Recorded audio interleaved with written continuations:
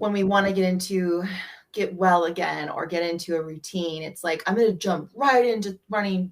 If this person runs 3 hours a day, then I should run 3 hours a day. Or if this person on the internet or Instagram is doing squats at body weight, then I'm going to do that, or whatever it is, right? Or maybe yoga for 2 hours a day, or meditating. And it's like, that's actually not the best place to start. Starting, there's layers that we go into. And so bringing this awareness to the body, that's where the mindfulness practice can come in.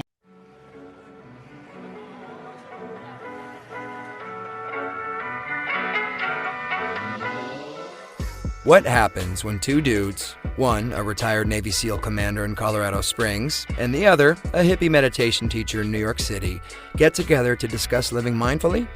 That's a great question, because we don't know what will happen either. Raw, uncut, and unapologetic. Welcome to Men Talking Mindfulness with co-hosts John McCaskill and Will Schneider. Each week, we take an authentic dive into how mindfulness continually impacts our lives, deepens our relationships, and allows us to be emotionally alive. We filter all of our conversations through the man box, where we unpack how as men we are expected to act in society, how fighting the authentic human experience is exhausting and damaging, and how mindfulness can help. Now, on to the show.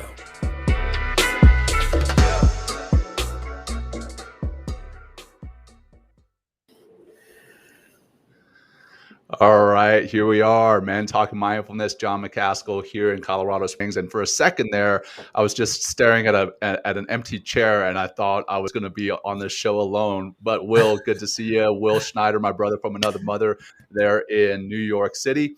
We've got a great show ahead of you today. Today, we're going to be learning about physical fitness and how physical fitness and mindfulness go together. And we're going to be learning that from guest, our sister from another mister, Dr. Theresa Larson. We're going to be talking about why physical fitness is important, not your normal discussion about why physical fitness is important, but really the depths of the body, mind, spirit connection. What are some of the best practices, what exercise does for our minds and bodies, that mind-body connection, as I just talked about, and also what happens if we neglect our bodies, not just what happens to our bodies, but also what happens to our mind when we neglect our bodies. So get ready for more great wisdom coming your way in a moment. But first, Will has some exciting opportunities to talk about. Hey, good to be here, John. Thanks everybody for tuning in. Super stoked for our episode today with Dr. Theresa Larson. She's just a gem, such an angel. So announcements. Yes, we have our M2 experience coming up on October 27th. So if you're ready to improve your mental and physical wellness, join myself, John, and Dr. T is going to join us in a little bit. We're all going to be part of this journey. It's a 21-day online mindfulness journey that also includes some live streamed classes on physical fitness. I'm going to be teaching some yoga. So if you're looking up your game and actually take the things that we talk about and put it into practice and learn some new practices and learn more mindfulness, learn meditation, learn how to access more of your mind and your body, then join the M2 experience kicking off October 27th. John just dropped the link here and the information in our feed here. That's movement.rx or movement-rx.com/MTM if you want to learn more information. And John, we have a new MTM merch sale coming up. It's kicking off right now. It kicked off last night at midnight, and it's going to run until November 27th. I'm super excited about this sale because we've actually added some new merchandise. We have a new holiday colored shirts in forest green, and they look hot. We also have new baseball trucker hats with the MTM logo on it, and also have winter hats too. We have beanies and one with some fun tassels as well. So again, the sale is on until November, end of day, November 7th. So spread the love, the MTM love, buy some new merch for yourself and some loved ones. And the sale is going to be, we have the sale timed perfectly. So all these goods will be delivered pre-holiday, so you can buy them for your loved ones as well. So everybody out there, grab some merch, share the merch, share the link, and thank you so much, so much for supporting MTM. We really appreciate it. That's all I got, John. That's all I got. I think. Well, yeah, real quick, the link to that is simply mentalkingmindfulness.com/merch. So check that out. Super easy link to remember. And we're going to bring our awesome guest up here now, Dr. Theresa Larson. There she is. Good to see you, sister. How are you? Good. Nice to see you guys, as always. All right. Well, quickly, I'm going to go through your bio and I'm going to surprise you here a little bit, T. I'm going to read your formal bio. So Dr. Theresa Larson, aka Dr. T, has become one of the healthcare and fitness world's most sought after experts on movement health. Dr. Larson earned her doctorate in physical therapy from the University of Saint Augustine in San Diego. A former Marine Corps engineer officer and combat veteran, Theresa also played professional softball in Italy as well as semi-professional softball in the U.S., was an All-American Division I softball player at Villanova, as well as former Body for Life champion. Theresa founded Movememnt with her husband in 2013 in order to break free from the limitations that traditional physical therapy puts on practitioners and patients. The result was a company where skilled practitioners can authentically treat patients with the time, care, and movement education they deserve. Dr. Larson is determined to deliver movement and mindset health to as many people as possible with her team, including adaptive athletes, as she herself is an adaptive athlete. She is a motivational speaker for companies, helping individuals and teams understand that change is possible and leadership starts within. That all said, that formal bio out of the way, much like Will is family to me. So is Theresa. She is a woman on a mission, living life in the now, mother of two beautiful boys, wife to her husband, Per, an adventurer, and someone who loves space and quiet. So welcome to the show, sister. How are you? Thank you. I'm excited to be here. I'm literally sitting on a bag of books right now, or a box of books, working on a coffee table because I just moved in, as you know, to my new home in Durango. Yes, love it. A beautiful spot out there. It is unbelievably beautiful. So Yes. Very excited for you and the family to be there. And that all said, Will, let's kick it off with our grounding practice, brother. Excellent. Yes. Hey, so happy you're here today and joining us, Dr. T. Really appreciate it. But like we do every show, we're going to start with a simple grounding practice as a way to teach, a tool, an opportunity to teach how, and also as we continually do these grounding practices, we just get to know how incredibly powerful our breathing and calming ourselves down and having that mind-body connection and using the breath as kind of the thread as a way to just relax and be in this moment. So, assume a nice, if you're taking a seat, if you're sitting down already, get a nice long spine. If you're, driving or listening in some other way and you're in an active environment, maybe just stop what you're doing for a moment and just relax and find your feet on the ground. Find your hands on your thighs. If you're sitting down, create that nice long spine, close the eyes if it's safe for you to do so. We'll exhale out the mouth, let it go. Good. We're going to use a triangular breath today. So we're going to inhale for 5 seconds. We're going to hold that breath for 5 seconds and exhale out the nose for 5 seconds. And we're going to do this for 5 rounds. And we'll just see how we're feeling from beginning to end. So let's exhale out the mouth just to begin. Good. Here we go. Inhaling through the nose for 5, 4, 3, 2, 1. Hold that breath. 5, 4, 3, 2, 1. Exhale through the nose. 5, 4. Nice and gentle, nice and soft. Easy out. Inhale again. 5. Big balloon in the torso. Hold that balloon gently for 5. Exhale, 5, 4, slowly letting that breath eke out the nose. And let's do a few more. Inhale, 5.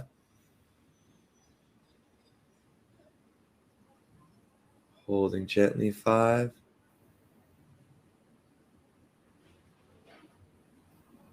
Exhale, 5, 4, 3, 2, 1. Good. Last 2. In again. Hold.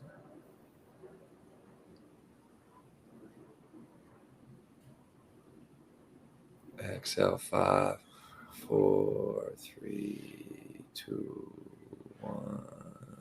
Good. Last one. Inhale, 5. Holding again.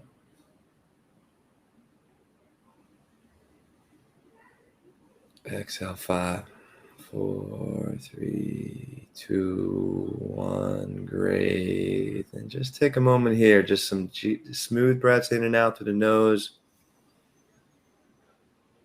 Just take notice without judgment. Just note how you're feeling. Feel your feet on the ground. Feel your sit bones sitting here. Right? These are sensations. The breath is always in the here and now. The body's always in the here and now. So just come back here. Maybe put a little smile on your face. Open up our eyes. Let's get into the show. Awesome. Let's do it. T, you ready? I'm ready. I've got my Be Awesome mug. All And right. There you coffee. go. Be awesome swag. Yes. All right. So like we start just about every show, we read the bio, then we do a grounding practice, and then we kind of turn it over to the guest to do a little bit more of an intro as to who they are really outside of their bio and how they got to where they are. So T, if you could, how did you get to where you are right now doing what you're doing? Is this an all-day podcast? All day. Real long form. Yeah, no. Okay. Thank you for being mindful of your time there, Dr. T. I appreciate that. Yeah, well, it's, the formal bios always are they're nice to hear, honestly. It's actually, I appreciate you reading it. It's like I've gotten better at acknowledging, like, look at this, all these things in this journey. And I have to tell everyone it hasn't been an easy journey. Like I want everyone to know that, well, there's a lot of accolades in there, a lot of things. It's didn't come easy. But to get to where I am, I'm really grateful where I am right now, being able to work with John and you, John, and you, Will. Like, it actually is a dream for me to be able to be talking to you both right now, as well as work very closely with both of you. And so just a little bit about my background. I grew up with a single father. So I lost my mother when I was 10, and she was the protector in our family. And she died of breast cancer. And my father raised my brothers and I. And just to give you a little idea, my brothers are 3 and 5 years older than me. I'm 6'1" and they're like 6'8". So just to give you a little idea, like, we have a huge family, went through a lot of food, very competitive household, very competitive basketball games on Sundays, a lot of crying and blood and sweat. But I'm, my brothers and I, when we get together now, we're kind of surprised that we're all alive. Because one, they buried me alive when I was little. There was knife fights when we were babysitting. Like my older brother babysat us. Yeah. There was burn issues. So we're very thankful to all be alive with children and very happy lives. But I loved sports. And so softball was the one that stuck with me. I ended up doing really well in softball, and I was a pitcher. And so I took that. I got a college scholarship, and it allowed me to travel the world. But ultimately, my first career, I got to be a Marine Corps officer. And that was one of the best things that I ever did. It was a wonderful place to be from. I'm thankful to be out now serving veterans in the way I do. But I learned so much about myself, and it brought out the strengths in me as well as the major weaknesses. And I got to do things that women weren't allowed to do in combat. I was basically in 2003 to 2007. So it was before women were actually acknowledged about being in combat, but women engineers, women in logistics oftentimes were, because there was no front lines, as you know, John, like working in Afghanistan, and I was stationed in Iraq. There's no front lines. And so I got to do a lot of fun things as an engineer, and some very special things. But ultimately, unfortunately, while I was going through the this experience of being a Marine officer and deployments, I also struggle with an internal disease that no one knew about, that was a secret, and no one could see, because all they see is, oh, you're a really fit woman, you have it all together. But I actually didn't. I was struggling with an eating disorder. And so, and I'm sure we can get into more of that. But, ultimately that decision. So when I was in Iraq, it was kind of the culminating event of, I came to this realization finally that I need help. And by asking for help, it took me on this very hard, very embarrassing, then, not now, journey of kind of finding what is Theresa about? What makes Theresa tick? What's important to Theresa? And I finally chose to go on that journey. And it was not an easy journey, but it's what brought me here today, to decide of getting my doctorate in physical therapy, because I was always passionate about medicine and fitness, always passionate about helping people and really being with people and making people not feel alone. And through my therapy, because I had to get a lot of therapy for what I was dealing with internally, I came across a mindfulness meditation biofeedback therapist who actually helped me learn how to connect mind and body and how to help me handle these stressors and triggers and things that would come up in my physical body, which I found was so incredibly powerful, because I was honestly scared of what was going on upstairs. I didn't want to be alone. I didn't want to be alone with my thoughts. That was actually a scary thing for me. So, even as a PT and running my own business, I came across some trials and tribulations of just like, like anyone else, when you're running a business, you go through the ups and downs of growth and people and situations. And I always came back to the mindfulness practice to help me find my center point, my North Star, which is what has led me here today, leading these remote virtual experiences that are very high touch, that people actually use versus just a check in the box of like, this is their wellness program, and get to work with you two. So I'm thankful to be here. As are we. We love working with you. We love what you're doing, both with Movement RX as a whole, and then with the mindfulness and movement experience within the Movement RX platform. But like talking about your work, why? I mean, you touched a little bit on it there, but why are you so passionate about physical fitness and then that mind-body connection? Well, one thing, I used to abuse physical fitness. Like I used to, in my early 20s, and when I was dealing with my disease, like it was all about doing more. And that was my way of coping with the stress. And so I used exercise at one point. However, now as a PT and understanding the benefits of moving my joints and moving the soft tissue, it's helped me have a greater respect for the human body. What I learned in PT school, like I don't actually do traditional PT. I'm kind of a unicorn in the PT space. I call myself a unicorn. Okay. And anyway, bold. I love it. Yeah. So the thing is, like movement, when I started to learn about it and I started to grow a deeper respect for the human body and what it was capable of. And so not only for a personal standpoint, like learning to respect my body and what it could do was very powerful, but then also teach other people how to take care of themselves with this like thing that we do every single day. We get up from our bed, we go to the bathroom, we go to the kitchen, we walk around, we play with our kids. We oftentimes take for granted this ability to move until we don't have it, until we get injured.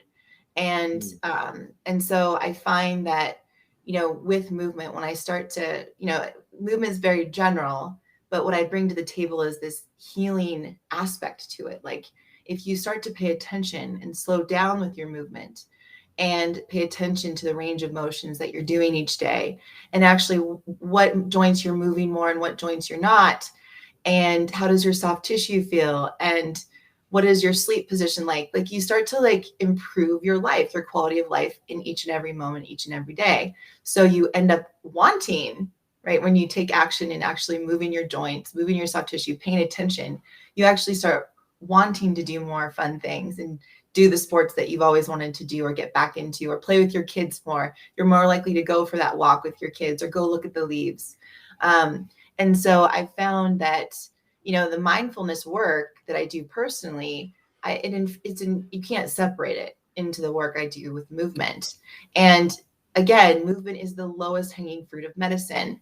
Oftentimes, this is unfortunate, but when I was doing how to physical practice, which we still do in San Diego, which we have 2 wonderful PTs that run it. But when I was treating patients, people would come in and have an injury, and I would say, "What are you doing about it?" "Well, nothing. Like, I'm waiting for you to tell me what to do."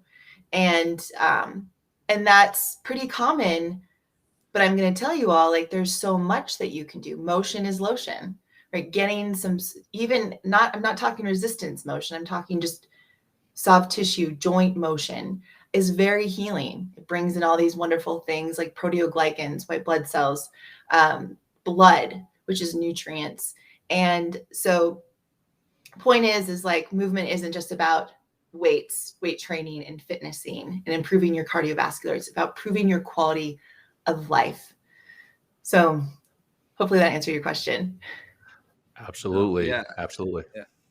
No, I'm with Go you. for it, Will. And no, it's like, but that movement, it's like, so, and we have, like, so why is it so important? Like, I mean, you talk about like, so is there a certain amount of movement that's needed? Is, there, I'm kind of just playing the devil's advocate here. It's like, why can't I just continually, if I'm sitting on the couch or sitting down and like, walking to the mailbox or to the car every day or doing my grocery shopping, like, is that enough? Is that the movement you're talking about? Or is there something that, needs to happen more? And, so help me out. Well, unfortunately, these things get in the way of us. We make a lot of excuses. Your phones you're talking about? You're holding up your phone, just like yeah, I'm holding up my phone here. Okay, got technology.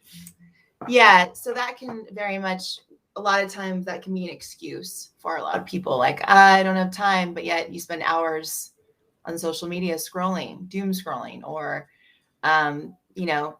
on the toilet with your magazine for 30 minutes when really you could just be focusing on going to the bathroom and then getting done and going out and doing a quick workout or a quick movement routine. And so I use sometimes workout and movement routines interchangeably. It's just think of it all as movement. But when you think of like how much you need to move each day, so we are designed to move. We're born to move. So sitting, so if you think about it, every 25 minutes, let's say between a work day, 8-hour work day, every 25 minutes, you want to be moving for at least a minute. And you want to be, right, if you're sitting, you want to stand. If you're standing, you want to sit. And ideally, you want to work to standing more because, one, it's going to create more activity in your body anyway, versus when you sit, right, your tissues become more sedentary, especially after 25 minutes, depending on what research you read, the muscles that you're sitting on just become inhibited, right? They don't work as effectively. And so to get them going again takes some time. So that's why every 25 minutes, it's really smart to just get moving. So those gluteals of yours, each side you have 3 glutes, call it 6 butts, whatever, right? You have your butt, like 6 you're gonna butts. keep that Nice. thing active. That booty's better stay active because that protects your lower back. And the biggest reason why people have low back issues is because one of the things that is it's now being talked about more, but like we sit so much, it impacts our ability to protect our lower back. Our glutes are the protector. If you're sitting all day, those things become laminated. They don't work as effectively, and that just ain't cool. So every 25 minutes, you're going to want to keep those going. And so, that's the ideal. Now, in terms of step count and stuff like that. So let's talk about that. And then also joint ranges of motion. So while a work day, you want to move, right? If you see me, I'm always like shifting around and whatnot. Just because I'm also sitting on a box and I'm not exactly, I'm working to keep my spine straight. So even right now, we all are moving, like you are moving, Will, right? You are moving, John, and the ability to like maintain a solid posture is actually really important. What is a solid posture? Well, get yourself against a wall, heels, butt, back of the shoulders, head. So you have 5 points of contact. If you have 2 legs, right? And are all those things lined up? Most likely your head is projecting forward like that, right? So even when we're sitting here, we're moving, right? So again, every 25 minutes, you're going to want to switch positions. Now, in terms of step count, ideally it's 10,000 steps a day, right? But on average, the majority of us get about 4,000 to 6,000. But a good goal actually is 10,000 steps a day. And ideally, if you can do it in your bare feet or with minimalist shoes, your feet actually have to work harder. And yes, you're probably wondering, well, why would I want my feet to work harder? Well, our culture has gotten, especially in Western culture, has gotten way too cushy. So I love the book, The History of the Human Body by Daniel Lieberman. Right? Like we have cushy chairs, we have cushy shoes. The cushier the shoe, the better. Absolutely not. Like your feet are your feet are the things that feel the ground. If you want to improve your kids' gait, walking, their strength, you keep them in their bare feet for as long as possible. And you don't buy them those really cushy shoes, because their ability to feel the ground with their feet is what is going to improve their ability to build proprioception in their joints, which is the ability to know where you are in space. Same with adults. Get out of those cushy shoes, get in your bare feet or socks. I don't care if they have bunnies on it, whatever, right? Like just wear bunny socks, okay? Can you do a men talking mindfulness bunny sock? Yeah, that'll be for the Totally. next. That'll be the next one. That'll be the next. Anyway, so but spending time moving with minimalist support allows your body to work a little bit harder, which means that it's going to build stability and strength a little bit faster, and it's going to be really good for you. So your feet, and so of course the way you walk is also really important, like being mindful of symmetry. Like is one foot turned out, is one foot forward, right? So if I were to start, give yourself small goals of maybe you don't move at all and you got to go out and move 1,000 meters. Great. Well, just keep in mind what your feet are doing. Wear a little bit more minimalist shoe each week, or, try walking in your bare feet around the house a little bit more versus in shoes or in slippers or in flip-flops. So, build, it's important to progress appropriately with these things too, right? So like, I would love everyone to stand more, but just jumping into standing more isn't the option. It's like, isn't a good idea. Like you want to progress to it each week, maybe adding 1 or 1/2 hour of standing into your workday for each week. Right. And when you walk, like think about 1,000 meters, then 2,000 meters, then 3,000, give yourself a goal each week that's realistic. So that's important. And then it comes down to joints. So this is a big one for me. It's a big one for everyone, but especially right now in my life when just moved and there's a lot going on, a lot of moving parts, seemingly a lot of chaos. So being able to make sure my joints are moving in full ranges of motion, right? Our neck, our shoulders, our mid back, our low back, our hips, our knees, our ankles all have these major joint range of motions that they should be able to do. And if there's a restriction side to side, it's really good to know, because those restrictions don't just go away on their own. Like you got to actually work through the mobility of those restrictions or stability of those restrictions.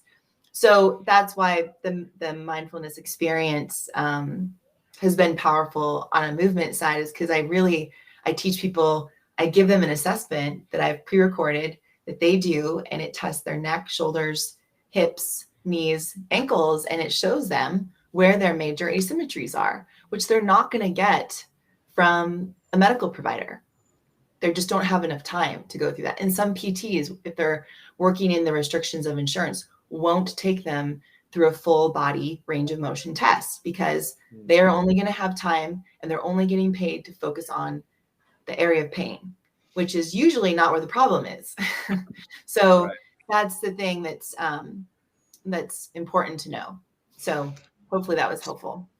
Yeah, very. So we're at 29 minutes. Should we jump up and do some jumping jacks or something? I mean, what do you recommend we do? Let's do something. Let's do Okay. something. Oh, dude, this is awesome. We're shaking it up. Okay. Okay. Yes. So, John, thank you. Okay, what am I doing, let's, Theresa? you might not be able to see me too. Here we go. I'll move this up. So put your chair behind you, okay? And I've got my box. And let's do some squats together. Okay, so Okay. put your feet shoulder width apart, your toes pointed forward, and think about screwing your feet into the ground so your arches are active. If you feel your arches active, now you feel your butt is a little squeezed, yeah? You can just touch your butt too. Don't worry. Feels good. Make sure that thing is on. Yeah, there we go. Now what we're going to do is take a breath into our diaphragm, into our belly.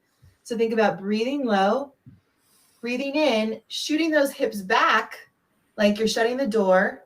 Drive your knees out and hover just above your chair. Well, let's hold it there, guys, for, I don't know, 5, 4, 3, 2, 1. Breathe out on the way up. Repeat. Go ahead and squat down, driving those knees out and those hips back. Hovering. You know how to do it. Think about dirty toilet. 5, Men don't hover. We just sit. 3, Yeah. 2, Pee on 1. everything. Come back up. Let's do 3 more, gentlemen. And Nice. everyone on. Hips back, knees out. Keep those arches active. Hold. 3, 2, 1. Breathe out and come up. Breathe in. We've got 2 more or 3 more. What is it? 2 more? 2 more. Hold for 5, 4, 3, 2, 1. Come back up. Oh, yeah. And this last one, everyone. Are you ready? Touch that butt. Still turned on. Good. And squat down and hover. Shift your weight side to side a little bit for 5, 5, 5. You're killing me. 3, 2, 1, and stand up. Okay. Excellent. Wow. That's Right. my favorite, watching your guys' head like bob back and forth.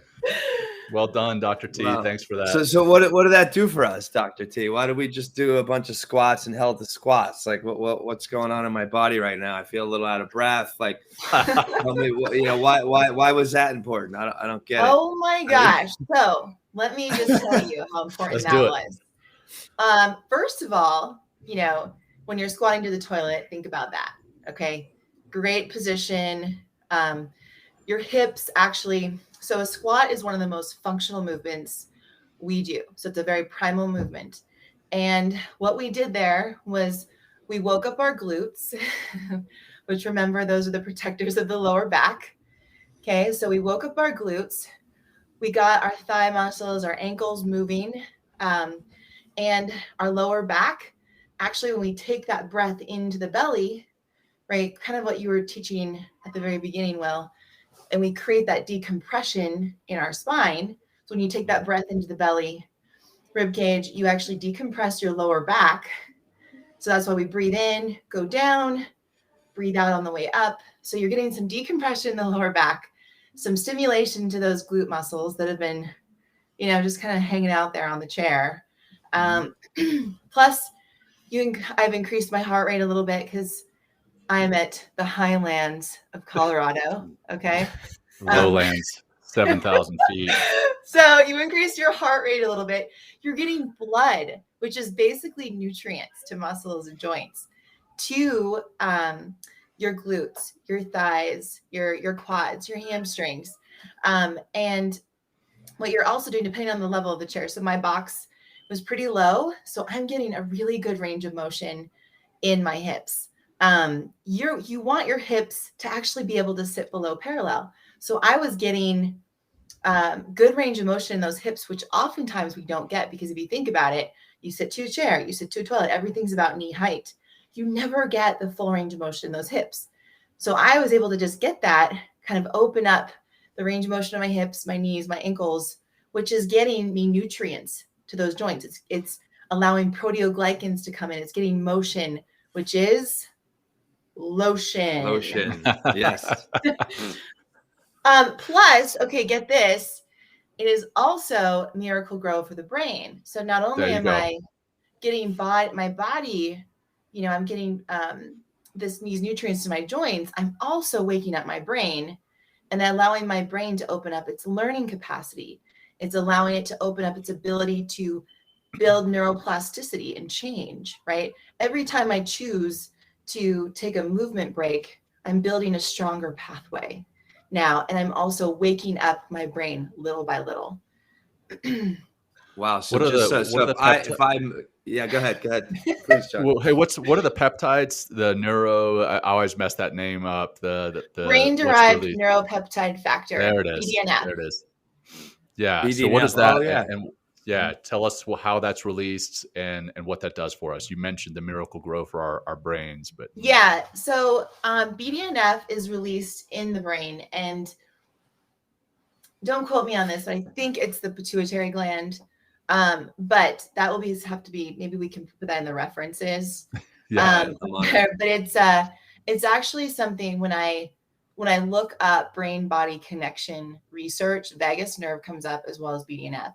So when you move your body, that's one of the other beauties of it's not just your body moving, your mind is moving, your tension in your mind is moving too.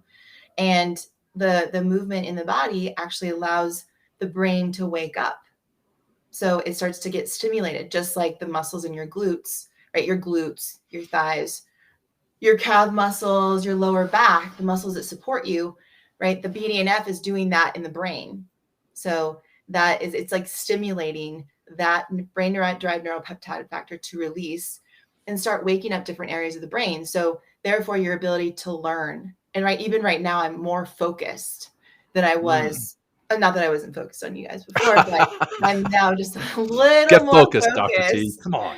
Than I was before. And so I think that it's one of the most powerful tools I use in education to show how connected the brain and body is, besides just like the vagus nerve also. So I can explain a little bit about the vagus nerve if you like. Sure. Yeah. Which I think is we're not talking about Las Vegas. Yeah. It's Vegas. So it's like, so the more, so if I move, so say I take, I have a timer on my desk and I'm going to set it at 25 minutes. And if that timer goes off and I do say 10 squats, or maybe I go out for a 10-minute walk, that's going to affect my thinking and how I'm showing up in the world and my focusing. Wow. Okay. Yes, very much so. So, you just touched on the ability to get outside is also another stimulant for the BDNF, right? To be in nature, fresh air, your eyes looking at beautiful colors, like those are also stimulants. When you're walking outside, right? That's secreting BDNF. When you get good sleep, it's secreting BDNF. Basically, everything good comes from BDNF. Like everything that is good for your physical body will release BDNF. The better food, the more whole foods you eat, right? Which affect mood, release BDNF. So yes, so you will become more focused. There's some research actually behind, and I forget which journal put this out, but 20 minutes of movement at moderate intensity actually improves your ability to learn. So like it increases your learning capacity, which really I could have known when I was in grad school because I don't think I moved and I was in poor postures for a long time, even though I was at PT school. So that's 20 minutes. That's 20 minutes of movement. Yeah, just 20 minutes. So if I were to go out and just do a quick walk with my kid in a stroller, right? That's really helpful. If I were to go, I use, my TRX equipment and I'll go out and do a simple movement routine that just moves different parts of my body, right? For 15, 20 minutes, I'm already more clear-headed and more capable of retaining information, right? So in that executive thinking center, like my brain is able to retain more information, which is really, really helpful for all of us because, all of us are researchers here, constantly looking up information and needing to use our precious time. And so if you want to make use of your precious time, like as you always explain, John, take the time to move your body, take the time to move your attention in meditation. Get that return on investment, right? Mm-hmm. Yeah. So we've talked a lot about, how the physical fitness affects the mind. What about flipping the script and how mindfulness and meditation can improve your physical fitness, your attention as you're working out, your perception of what you're doing in the gym, et cetera? Can you talk to that? Yes, and this is, I think, one of the my favorite things. So what I've seen with the experience so far is that how the mindfulness has impacted the people in the group with their movement. They're more aware, because what mindfulness does is it makes you aware of your being in the world, right? It makes you aware of, it brings up, there's some pain points that'll just come up.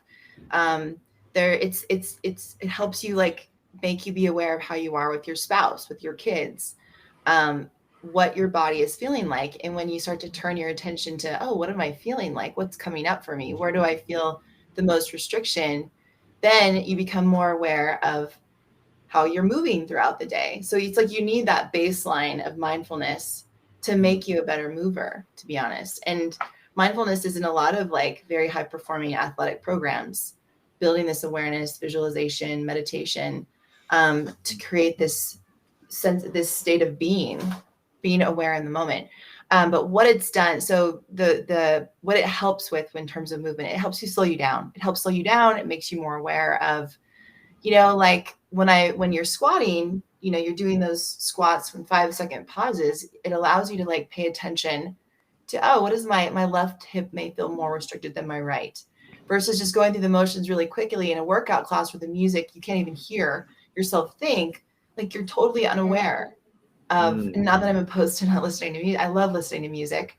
But I've found that it's really important for me to take the time to do movements and exercise on my own too, or turn down the music, work out with less people, work out by myself even, which a lot of people don't like to do, because it helps me pay attention to, oh man, my left hip feels a little bit more restricted than my right. I'm aware of how my spine is feeling when I move down to my bottom position of my squat and when I go up. And when you can become aware of those things, then it allows you to make those reps better, or kind of lean into, okay, why is this bothering me? Versus just saying, oh, you know what? I'm always in pain. This is part of life. Like, I'll just do it until I can't. Well, we're actually designed to be pain-free. Pain is common, but not normal. And a lot of these dysfunctions we have are very preventable. Yet people just feel like it's just part of aging, part of being older, part of being a vet, part of having, and that's a story. And so I think that that's a really important thing to know, is that the mindfulness allows your nervous system to actually wake up. And so then when you wake up, when you go to do your exercises, right, you're more attentive to what your body is doing. And then if something is bothering you, lean into it right away, versus being like, yeah, this is just my story. This is part of life. Yeah. Well, that's what I really enjoyed teaching yoga, because it's like it's a complete mindfulness journey with the body and the breath and in the moment, because it's like, as John's starting to experience, John's starting to do yoga, everybody, by the way. Sorry if I'm blowing up your spot there, John. Right. It's just great. Don't tell anybody that. Oh, damn it. Sorry. We'll cut that out. No, we're not going to cut it. I'm just kidding. So John can do yoga, guys, and everyone out there, everyone can do yoga. Right. But it's like, that's why we have, the poses, asanas, right, is like the Sanskrit word for the name pose. It's like we have certain poses, which are certain body positions, whether you're, on your feet, whether you're balancing on one leg, when you're, standing on your head or on your hands, right? But it requires a certain amount of awareness. It requires that mindfulness. But also it's really nice is like bringing the breath in, so we're holding a pose for a certain amount of breath count. The breath, if you really get deeper into the practice, as you become more aware, it's like a metronome, right? I'm holding the breath for 5 breaths and then I'm switching on to something else. There are many different types of yoga practices out there.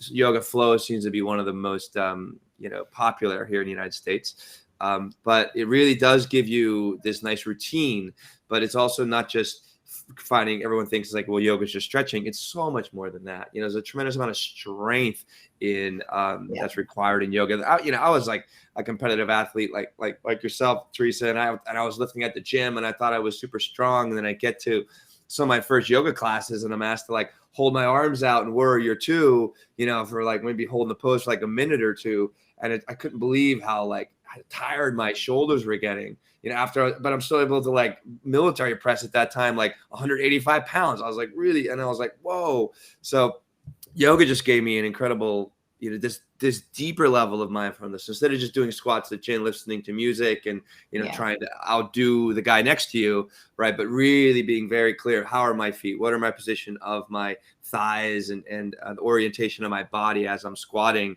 And it really just creates, it kind of brings all those things you talk about. It brings, it creates this mind-body connection. I'm definitely getting into more of my creativity and more focus in my mind. Mm-hmm. I'm able to, because I'm organizing, right, my body in a certain way, I'm getting those benefits out of whatever particular movement and posture I'm doing. And then the breath is there to help continually bring me back into that moment, bring me back into the posture. And also the breath is just a great way to even, create that mind-body connection and open up more of those neural pathways that could just, find out. Like if you haven't done yoga, see what it's worth. So I just wanted to bring that into the equation as well, since I've been teaching for a long time. So. I think that, you put up a really good point. And so I love so whatever, especially with the work I do, I'm not like, pro, we got to do this kind of workout or this kind of workout. It's like, I think of it as like the pyramid of physical and emotional freedom that we talk about a lot. It's, a lot of us think about when we want to get well again or get into a routine. It's like, I'm going to jump right into running. If this person runs 3 hours a day, then I should run 3 hours a day. Or if this person on the internet or Instagram is doing squats at body weight, then I'm going to do that, or whatever it is, right? Or maybe yoga for 2 hours a day, or meditating. And it's like, that's actually not the best place to start. Starting, there's layers that we go into. And so bringing this awareness to the body, that's where the mindfulness practice can come in, like practicing meditation, becoming more aware, moving a little bit slower, learning what areas of your body are tense, what areas are not, what's coming up for you, what's not, like taking inventory there first and providing yourself, like, I think that the bottom layer is learning how to be still, and aware. Yeah. Learn how to be still and aware, then adding the layer. And a lot of these can happen fairly quickly, but starting out with this awareness, like, okay, how strung out am I? Neck up. How strung out am I? Neck down? Or where am I at? And then adding the layer of, okay, now how are my joints doing? Get an assessment, right? Like that. I do actually really believe, even though I created it, but like, that's what health providers do. We assess you to help you understand where you are. You want to be here, but you can't get there until you know where you're at. So understand what your joints are doing, what your soft tissue is doing, like how your neck is moving. And then, right, you start working on those parts. Okay, I'm going to work on my my right shoulder versus my left. My neck rotation to the left is really limited. I'm going to work on that. That's part of my like maintenance. And then you add in these movement patterns, right, where yoga can come in. Like these movement patterns where you're starting to really pay attention now to the movement patterns you do. And yoga is the longest standing ancient movement practice. It's actually very similar to weightlifting, right? We squat in weightlifting, we push, we pull in weightlifting. We just add weights to it. And but they're still challenging our primal movements. But yoga, there's no resistance other than body, and that helps improve the movement patterns, but it's not exactly the first place you need to start, right? It's being still and aware and paying attention to where, like being still, like what do you feel like on a day in and day out basis? What do you move like starting to be present in the moment. So joint, soft tissue, movement patterns. And then now you start adding resistance and start adding these deeper meditation practices or deeper, like longer practices into your day, right? But you don't have to start there. And oftentimes we think we have to start there, but it's actually like just literally moving your attention to being aware in the moment. And what are you feeling like? What's coming up for you? What makes you tick in the moment? A lot of people don't slow down enough to pay attention to that. Yeah. Well, one thing you mentioned, one thing, I was going to keep going, John, with this, because you bring up a really good point about like getting into the stillness, right? That's where we want to be, right? And that's so critically important, because if we're still, then I'm in the moment. I can instead of like life coming at me, I become a force of life. I can create my own vibrations and be a force in the world and how I want to do things. But they call in the yoga tradition, they call these koshas, and koshas are like kind of peeling away layers of an onion. And the first one is the physical body. So the first way to get deeper, so we're trying to get in from the physical body, which is like the largest, outside of the onion, and trying to get into the core of the onion, which is they called Atman, which is that stillness, which is being present in the moment. And that's where our joy, that's where everything kind of comes from. It's like the deep well on the inside. But we have to start with the physical self. That's why, in the yoga tradition, there's actually called the sutras, right? Which are like 8 limbs. It's not just yoga. People think yoga is just doing the asana practice, just doing the movement practice, but that's just a way to get into the body. And then once we become more aware of the body, then we can become more aware of our emotions. We can be more aware of our thinking. We become more aware of our relationships or how we're in the world. And then we can get into our relationship deeper into ourselves. We can access more of that stillness. And when we find that stillness, we're going to be more of a peaceful presence and more of a peaceful force in the world. Doesn't mean we're going to be like passive and wimpy, but like we can really begin to pick our spots and see where we want to put our energy and what's worth our time versus like that's a waste of our time.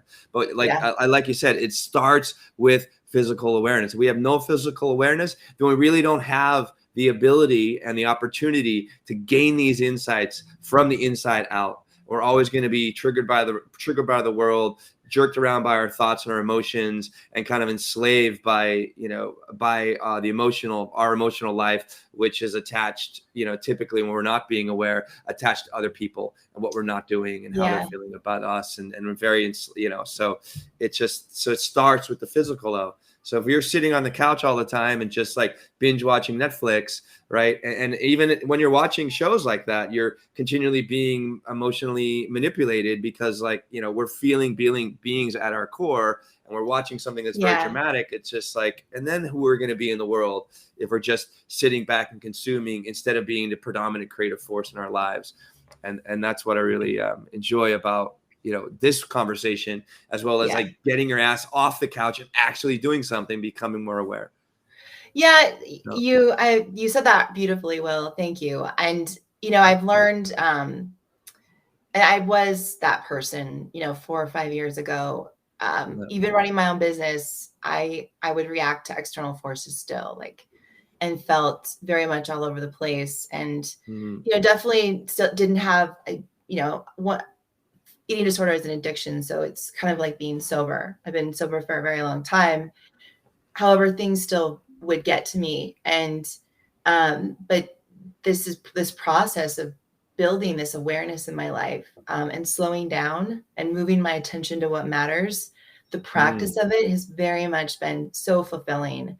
And I could probably cry talking about it more. It's just it's because I remember those dark moments, those dark times of I just can't get out of my head, or I would be doing things that I just didn't want to do, or I'd choose to work, with people I just didn't want to work with, but I thought it was the right thing to do.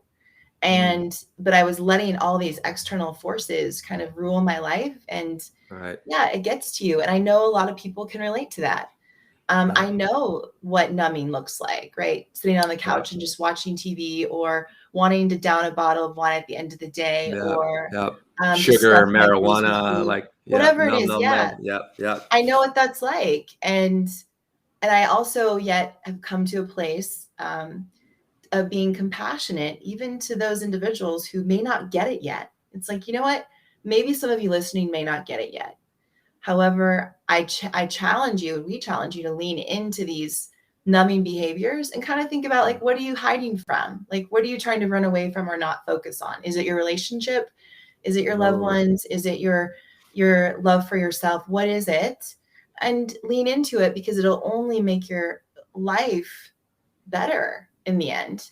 And by no means is the path easy, but what I do love is that the tribe that we're building, through your men talking mindfulness and the experience is that there are people on that journey. And it isn't like an I've arrived journey. It is a choice daily journey. Right. But it is really nice to kind of have the skill set to be still and move my attention to what matters. Because sometimes I can get still hijacked by my amygdala, which I've heard you guys talk about the amygdala hijack a number of times. But yeah, tell us I know more what if you that's like. like. Yeah, please. Yeah. It sucks. Like, it totally sucks when you just can't get out of this spiral and you start grasping. And so I know, like, basically it's in those moments where you feel so overwhelmed, or you just feel so overwhelmed by the event or memory or things that happen that you just can't think clearly. And so, you know, even my husband, who you know, would share with me, that wasn't my coffee, by the way, that was just on my desk. My husband would share with me, like, you don't really make a lot of sense. But he would, you know, but he's learned over time in our relationship to how to be with each other. And he knows what it looks like for me to be amygdala hijacked. Thankfully, it's so much less. I don't remember the last time that's happened to me, but it has happened before. And that's why this practice is so, this aspect of just learning how to be and move your attention to what matters is so important, because it also allows you to learn to love yourself too, and be gentle. Like you talked about, soften. When you soften your body, not like soften as in like when you learn to soften and decrease tension, it also influences you softening up here. And so, like, literally, I can now look at these past experiences that used to hijack me, and say, I'm human. I'm a human being. I made decisions. I did the best I could in that situation.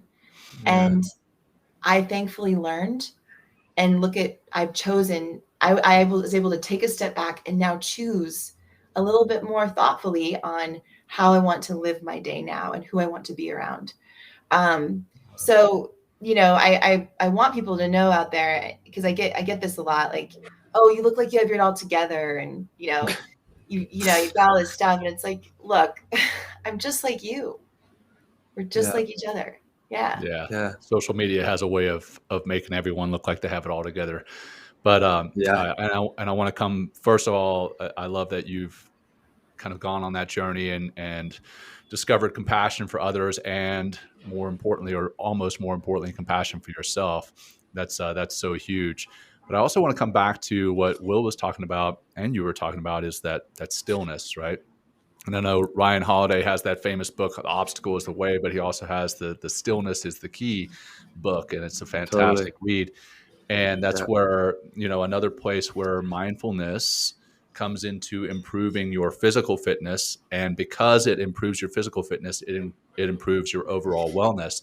So mindfulness, if you're using mindfulness while you're working out, so as you've touched on already, Theresa, is, you know, paying attention to your movement, being aware of your mobility, being aware of where you may have a hitch and a catch and that kind of thing. Paying attention to that while you're working out actually improves your ability to get into the state of flow. Mihai's book, all about getting into that state of flow and how important getting into that state of flow is for your mental health. And as you get into that state of flow more often, then you're able to sleep better. Because you're sleeping better, your mental health is improved. So it's this compounding thing. So you're paying attention to the moment, being mindful right there, being mindful while you work out. Even though you're moving, you're still being kind of still in your mind. Then you get into that state of flow more often, then you sleep better, then it improves your mental health. It's kind of a wild circle, but I love everything you're talking about, with the benefits of implementing mindfulness for your physical fitness routine, but also that mind-body connection, and where that stillness comes into play, even when you are moving. Yeah, it's like you know, sometimes, especially with some of the audiences that I speak to, like the veteran audience, or I would travel for CrossFit for a period of time too, a few years ago, and the physical always was the biggest thing, right? Like training the physical body to improve said performance. But it's there's so much more. There's actually a big missing component to what I taught, which is why I'm doing this now, is that ability to like slow down, add some tempo to your movement, hold the bottom position. How strong are you down there? Like, what, do you even know what your spinal position is when you bend over? And it's interesting.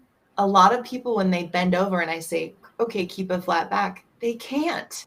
Like, everyone try it, right? You know, not right now, like listen here, and then go into the bathroom and bend over, kind of like you're shutting the door with your hips, and try to keep a flat back. People have a really hard time doing it. And I'm sure, Will, in your yoga practice, you might see the challenge of that. That's the deadlift position, right? When you're picking up a laundry basket or a kid, if you can't maintain a flat back, right? Just think of that repetition over time. It's going to affect your lower back. And so like literally just holding yourself in that position and paying attention, like, what does my lower back look like? And usually after an injury, you have no idea, because that's the whole point. Your body's been hijacked to improve the injury, to guard and make sure that that area is safe. And you got to retrain it. But first, you got to even know like where you're at with your injury, what you're feeling like on a daily basis, right? Which comes that mindfulness, that paying attention, that slowing down piece. Well, I think it brings up a great point, because one of the reasons that, I mean, I think I'm seeing a lot of in, you know, the yoga world and a lot of the stuff that even I teach in the corporate world as well is trying to get away from, I call my office postures, all that hunching, which is creating, and I think it's just going to be, and we're totally in the right space. Like the work that we're doing for like decades to come is because of postural kyphosis, right? Which is like a hump back. Like as soon as we drop our chin, right? Oh my gosh. Yes. Right. We drop our chin. Our head is 10 or 12 pounds. We drop our chin down. It puts 60 pounds of pressure in our neck, right? And then we round our shoulders. We have no opportunity, right, to create that flat back, because we're in so much of this time all day. I love what you said earlier, that 25 minutes, that cutoff, so we can stand back up, right? Kind of get out, release ourselves from those hunching office postures, you know, open up our chest, right? We're filling our lungs. And if our chest naturally lifts up, we're going to actually have an opportunity to create more breath and kind of get away from some of that extensive hunching, which just really, I mean, it not only fucks with us physically, right? But also fucks with us mentally and emotionally, because, you know, this is what depressing the spine, we drop the chin, which depresses our spirits and depresses our thinking.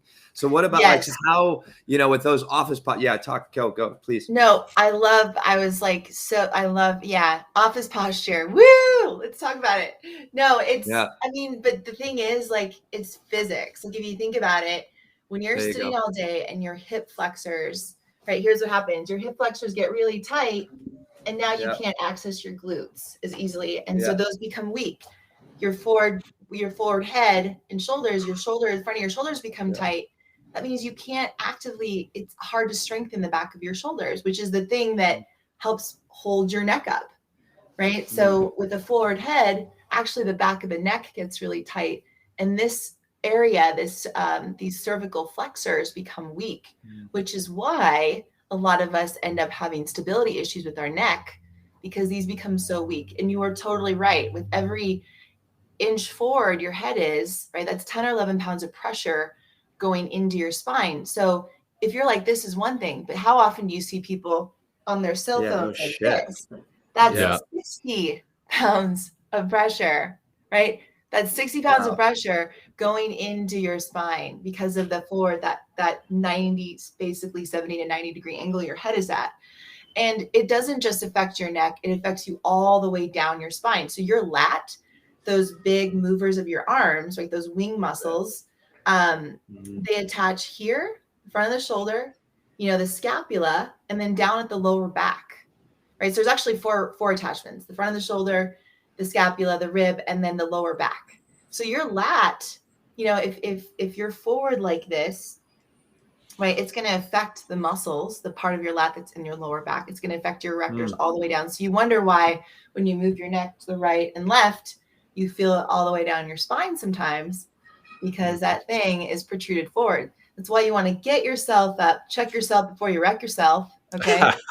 And get yourself up against the wall, heels, butt, shoulders, head, and make sure everything is lined up, step away, and go about your day. I love to rhyme. Seeing step away, go about your day. Well Check done. yourself Well done. before you wreck yourself. So, don't claim credit for check yourself before you wreck yourself. That's a classic. You can't claim credit. Would you like me to rap now? So hey, we're at Yes. an hour plus, so we're past our second 25 minutes, and we're talking about the hunch posture at your desk. What can we do right now, right here, as we're sitting here? Can we move around in our desks? Can we move around in our seats to improve that? Yeah, let's actually do, why don't we do a posture check against All right, the let's wall? do it. So Great. stand up. Thank you, John. And I'm in a doorway. Get your heels against the wall.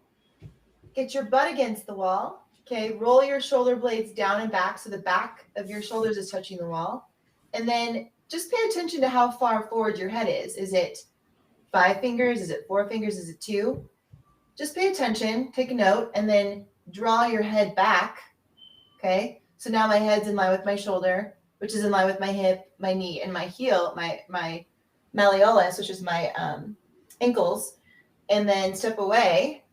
And can you maintain that? Right? So actually, so that's a quick way to test your posture.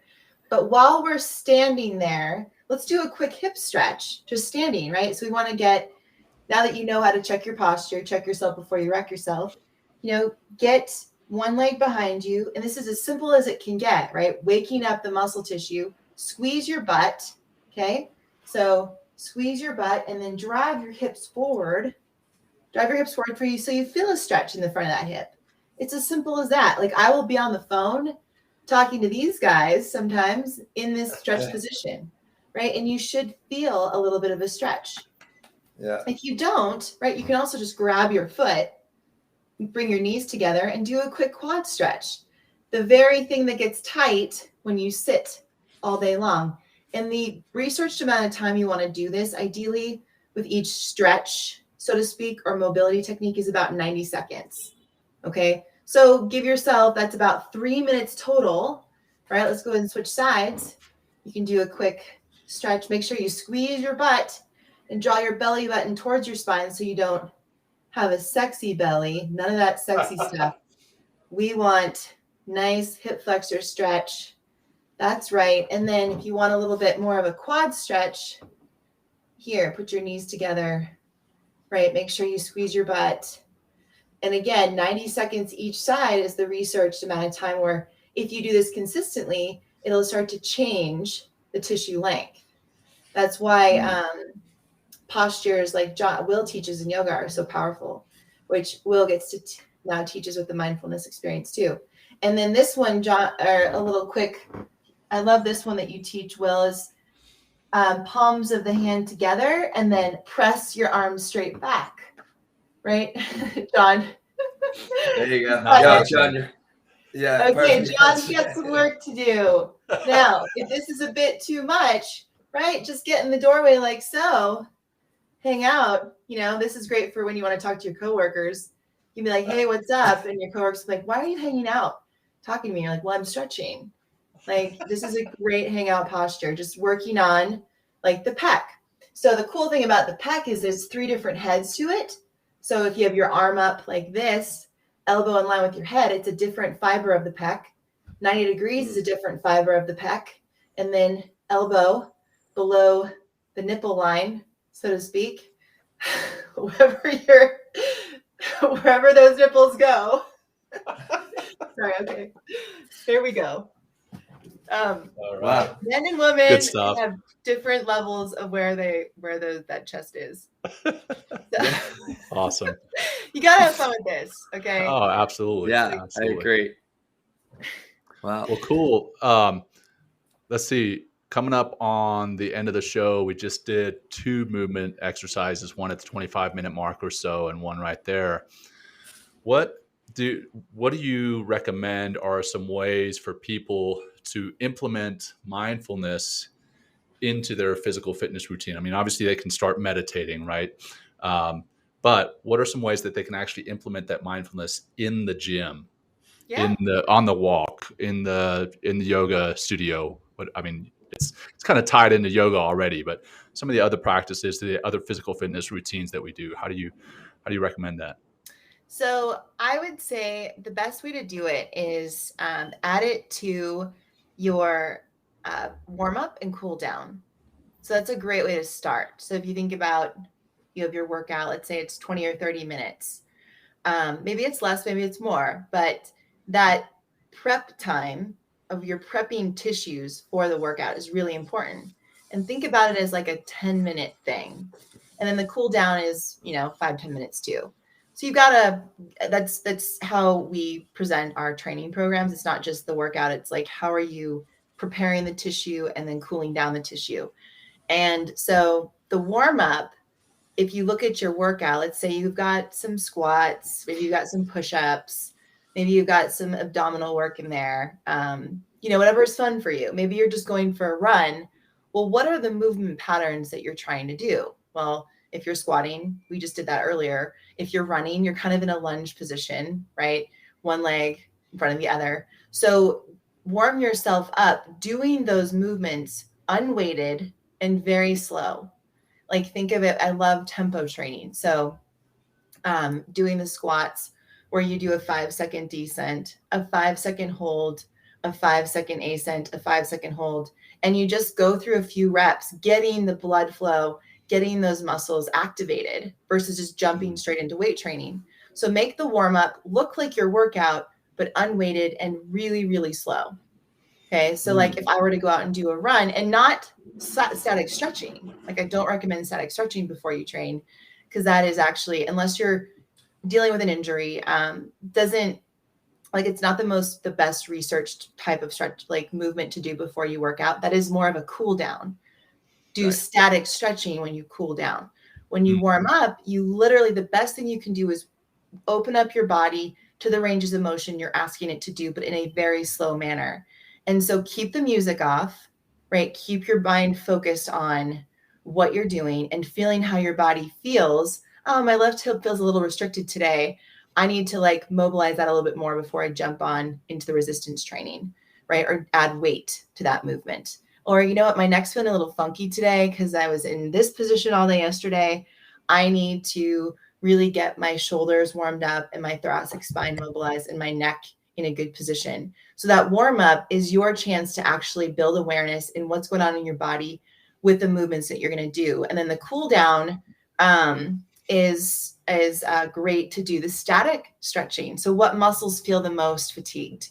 Okay, maybe your glutes, maybe the backs of your shoulders. So get a nice soft ball, like a tennis ball, or lacrosse balls are a bit tense, but you could use those, or a foam roller, and start to roll out that tissue that you feel the most stressed out after that workout, and or the muscles that feel the most activated, because then you'll get a mass amount of blood flow to those tissues and kind of work on those sarcomeres in the muscle tissue were actually broken down a little bit. So now you get to go in there and massage it a little bit, which may actually feel pretty tender, but your body will very much thank you later on that day and the next day. And oh, by the way, getting some nice, like soaking in a warm hot tub or a bath, getting some heat to those tissues is also really nice post-training. So heat's actually way better. I mean, yes, you can do ice plunges for like stress training and stuff like that, but I highly recommend for soothing, wake up awareness, blood flow, heat is always best. Well, Thank you. with the kind of wrapping things up at the end of your workout, your stretching routine, whatever, I've also heard that implementing gratitude at the end. Hey, I am thankful for this workout. I am thankful for my body and the ability to do this workout. That's one thing. And then what we teach in the mindfulness and movement experience is those internal selfies, right? Taking stock in where you are in your mind, your body, and your nervous system at the beginning of a workout, and then at the end, take another selfie, quote unquote, of where you are in your mind, your body, and your nervous system, and compare the two. Are you feeling better after a workout than you were before the workout. Yeah. And then that allows you to be more mindful of that. And then you see the benefits of the workout, not just long-term benefits, but the benefits right there and there, right there. Yep. And then. And then that could help you to stick to a workout routine. It may actually increase the stickiness of that workout routine. So it actually helps in that way as well. So that's another way that I've heard to increase the mindfulness in your workout routine, which ultimately increases and improves your workout routine. So I do. I love that. I think when at the end of the training, more often than not now, without even knowing it, it's because I used to in the past, compare myself. I didn't do enough, right? I always would jump to that number 4. I didn't do enough. I didn't run longer. It was always negative. And now I've learned to, through the mindfulness work, is connect the fact that I am in a season of my life where I am okay with, I know that movement's important and constant movement. So, I always look at my grandmother, 105 years old, who ballroom danced, right? She just passed away this last year, but she never worked out a day of her life. She just moved a lot. And she was this spark plug of a human. And, when I think about what makes me happy and what I enjoy, it's not high intensity functional fitness. I like to just move and stress my body and be appreciative of what my body can do. Sometimes there is intensity in there, sometimes there's not. But I've learned to be grateful for the fact that my body can go through these ranges of motion. I can pick up my really heavy children. I can move a bunch of boxes. I've got the ability to do a lot. And I think that's really important. I more often than not acknowledge that at the end of my training. Even if it was a 10-minute thing, I was like, I'm glad I did that. And it makes me happy that I did it. And I actually have a little journal where I put a sticker on each day. I commit to a period of time of moving and flowing in a way that makes me happy, which is typically outdoors with my kettlebell and a T-Rex hanging from a tree, or even lifting my kids because they have a great time. Or the other day I was actually lifting, I had no equipment. I was lifting logs, and that made me really happy. I was back at growing up in my log cabin. No, I hate logs. Don't talk to me about lifting logs. We have the special, really heavy logs. These were dried out logs for fire.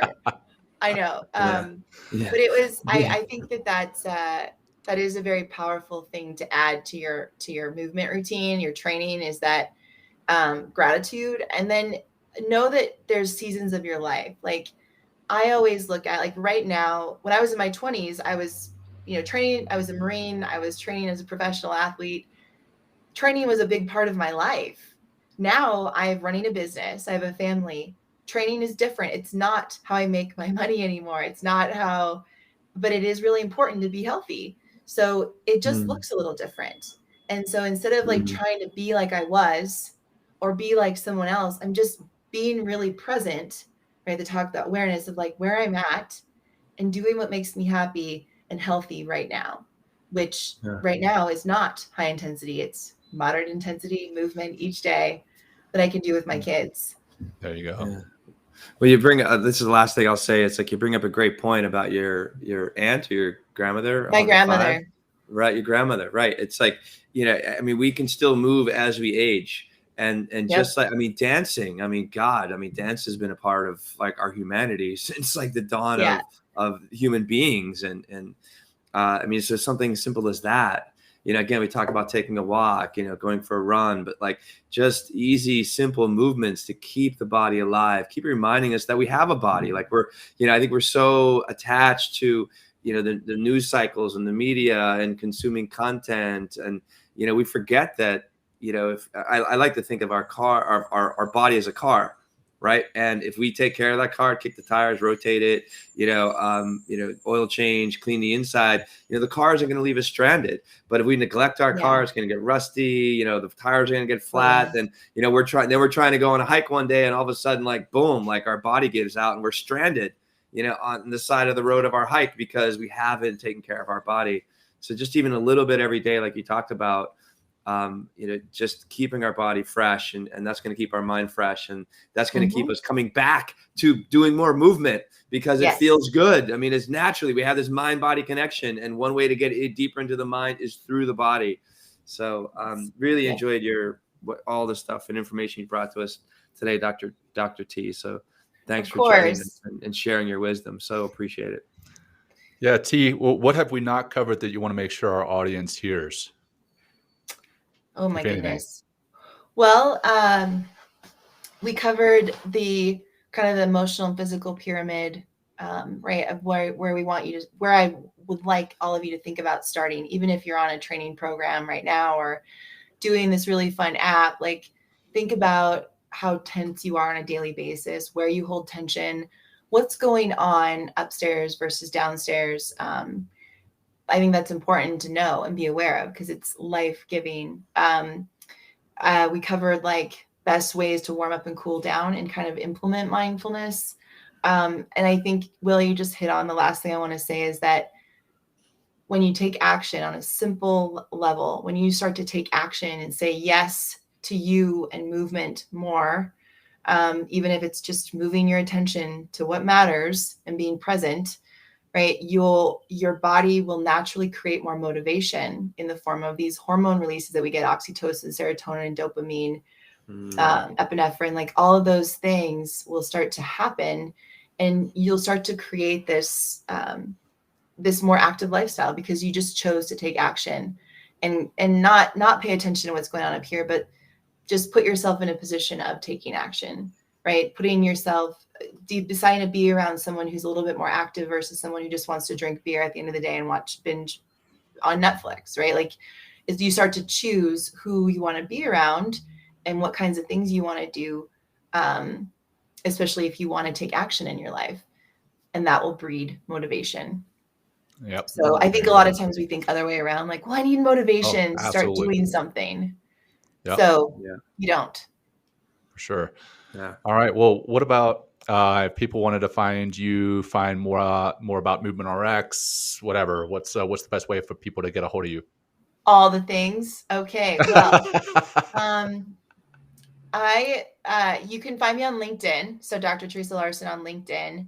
You can, on Instagram and Facebook too. My company is Movement RX. So movement-rx.com, where you can look at, our mindfulness and movement experiences. We've got physical therapy in San Diego. And we do, so you can find out about all things that we do on movement-rx.com. Right on. Well, this has been a fantastic show, Theresa. Yeah. And I know we asked you before the episode, and I just want to check in with you and see if you're still comfortable, leading the closing practice here. And before you do that, I also have to comment that I removed the chat off the side there because somebody started to post about hot girls on YouTube, and that's not what we're here to promote. So if you saw that, please excuse that. But that's why we removed the chat off the side during the live. Always takes one. I know, right? It can contaminate. Yeah. So anyway. Okay. Back over to you, T. Okay. On that note, talk about moving your attention. Let's move it to what matters here, everyone. And maybe that person needed that reminder. Okay. So I would like everyone to, if you're in a seated position or a standing position, ideally get into a position where you feel relaxed, but I'd like your spine to be straight. So in order to do that, just drive your knees out a little bit. So it kind of allows your pelvis to sit in a more neutral position versus your knees together. So knees are out slightly. Roll those shoulder blades down and back. So you think of the right shoulder blade pointing towards your left butt cheek and your left shoulder blade pointing towards your right butt cheek.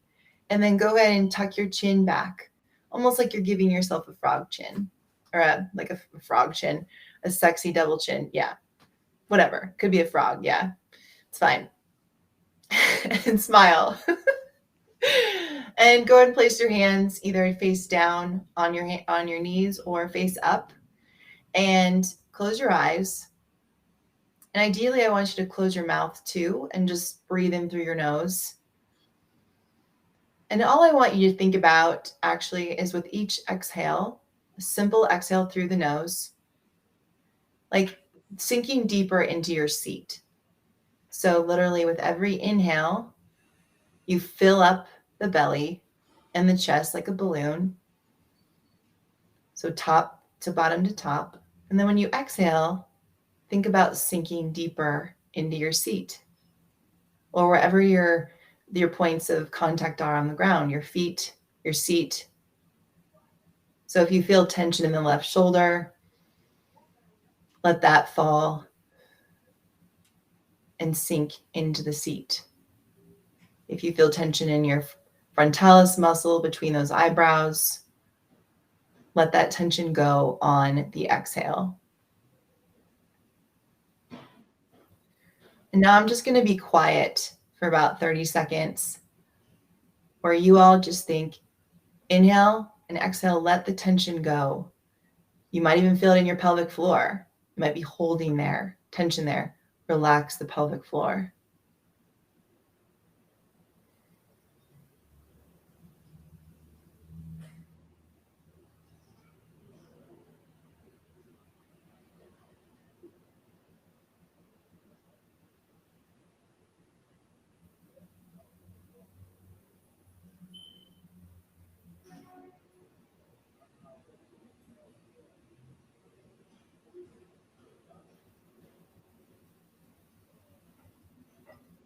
In the final 20, 30 seconds, just pay attention to how heavy your body may feel as it's grounded there on the seat.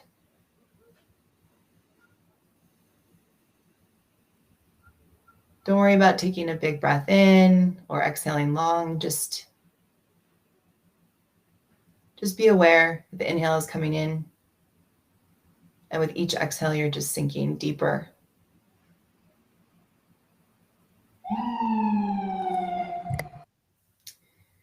And that was cue to go and wiggle your fingers, roll your shoulder blades down and back a few times, open your eyes. And there you go, a simple grounding practice where you literally just focus on the tactile sensation of what your body feels like on its seat or laying down. Well done. Thank you, Theresa. That was Thank you, fantastic. Dr. T. Yeah. You're welcome. And the episode was fantastic. Love what you're doing. Love what we're doing together. The Men Talking Mindfulness and Movement RX partnership. And if you're interested in learning more about the mindfulness and movement experience, check out the link that's right here, posted as a caption on the show. But if you're listening, it's just movement-rx.com/MTM. So thank you so much, Dr. T. Will, always a pleasure, brother. And we'll be airing an encore episode of this later tonight. And then this will be out on podcast form next week. So thank you all and have a wonderful day. Thank you, guys. Thank you. Always love talking to you. Thank you, Dr. T. Yeah, same. Thank you. Thanks for joining Will and John on Men Talking Mindfulness. If you enjoyed the show, please like and share it with your friends and family. And please, we would appreciate a review too. Until next time, this has been Men Talking Mindfulness. Thanks for showing up.